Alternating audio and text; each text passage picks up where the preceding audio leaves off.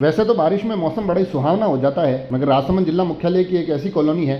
जिसका नाम तो सुंदर कॉलोनी है, मगर वो बारिश में बदसूरत हो जाती है। जो कि आप वीडियो में देख पा रहे हैं किस तरह से नालियाँ जाम होने के कारण, साफ़ सफाई की व्यवस्था माकूल नहीं होने के कारण जब जब बारिश आती है तब सुंदर कॉलोनी के एक हिस्से में इस तरह से